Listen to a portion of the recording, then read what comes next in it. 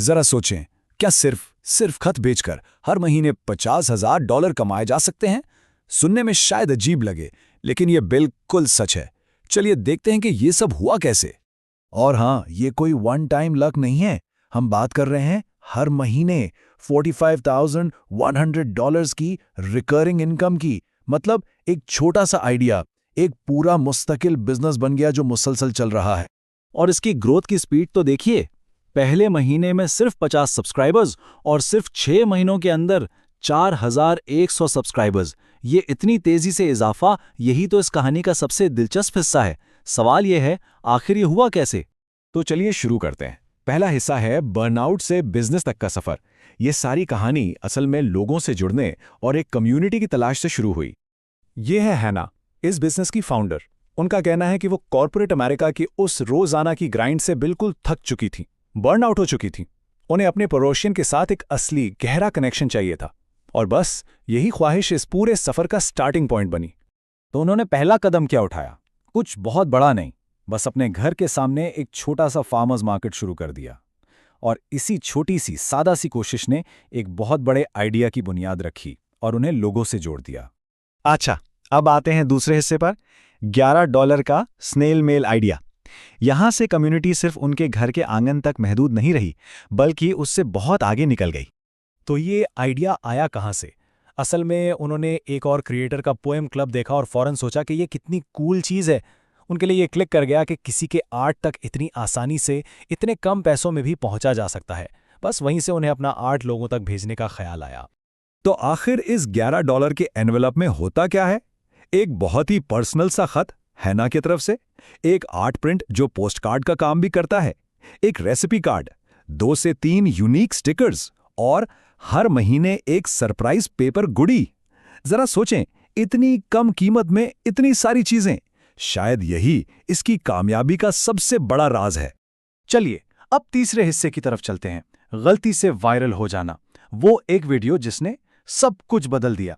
वापस इस टाइमलाइन पर नजर डालते हैं। दूसरे महीने तक दे हैड 107 सब्सक्राइबर्स, और फिर अचानक तीसरे महीने में सीधा 1200। ये जो अनबिलीवेबल जंप था ना, इसके पीछे थी एक वायरल टिकटॉक वीडियो। तो इस वायरल वीडियो का फॉर्मूला क्या था? 3 सिंपल चीजें थीं। नंबर 1, एक बिल्कुल ऑथेंटिक मोमेंट। उन्होंने अपने हस्बैंड का कंफ्यूज्ड रिएक्शन रिकॉर्ड किया जब उन्होंने अपना आइडिया बताया। नंबर 2, एक होप कोर स्टोरी, यानी 0 से 100 सब्सक्राइबर्स तक का सफर दिखाया, जिससे लोगों को उम्मीद मिली। और नंबर 3, वीडियो के कमेंट्स में सवालों की भरमार हो गई और एक जबरदस्त कॉन्वर्सेशन शुरू हो गई। ओके, अब आते हैं चौथे हिस्से पर, द स्नेल मेल ब्लूप्रिंट। चलिए अब इस कहानी से निकलकर थोड़ा नंबर्स और बिजनेस स्ट्रैटेजी की बात करते हैं। ये बिजनेस मॉडल फाइनेंशियली कितना अक्लमंदी का है, इस टेबल को देखिए। हर $11 की सब्सक्रिप्शन में से स्टैम्प और दूसरे मटेरियल्स पर खर्चा आता है सिर्फ $3। इसका मतलब है मेहनत से पहले सीधा $8 का ग्रॉस प्रॉफिट। जबरदस्त है ना? और यहां एक और दिलचस्प बात, हर एक खत हाथ से पैक किया जाता है। हाँ, ऑटोमेटिक फोल्डिंग मशीन्स मौजूद हैं, लेकिन वो पर्सनल टच नहीं दे सकती। तो जो चीज़ एक इनएफिशिएंसी लगती है, वही असल में इस बिजनेस की कोर वैल्यू है, इसकी सबसे बड़ी ताकत है। तो इस पूरी कहानी से बिजनेस के कुछ बहुत अहम सबक सीखने को मिलते हैं। पहला, लो चर्न, यानी लोग सब्सक्रिप्शन कैंसिल नहीं करते। कैंसिलेशन रेट सिर्फ 5% है। दूसरा, स्केर्सिटी सेल्स, वेटलिस्ट इस्तेमाल करने से इतनी जबरदस्त डिमांड क्रिएट हुई। और तीसरा, अपनी कमजोरियां और गलतियां शेयर करना, जैसे कि खतों पर वाइन का गिर जाना। इससे कस्टमर्स के साथ ट्रस्ट और भी मजबूत हुआ। आखिरी हिस्सा, एनालॉग चीजें फिर से पॉपुलर क्यों हो रही हैं।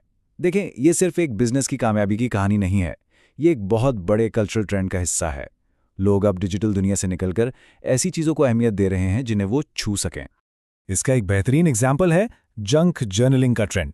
ये एक ऐसी हॉबी है जो तेजी से बढ़ रही है, जहां लोग टिकट स्टब्स, रिसीट्स और हाँ, स्नेल मेल जैसी फिजिकल चीजें जमा करके अपनी यादों को महफूज करते हैं।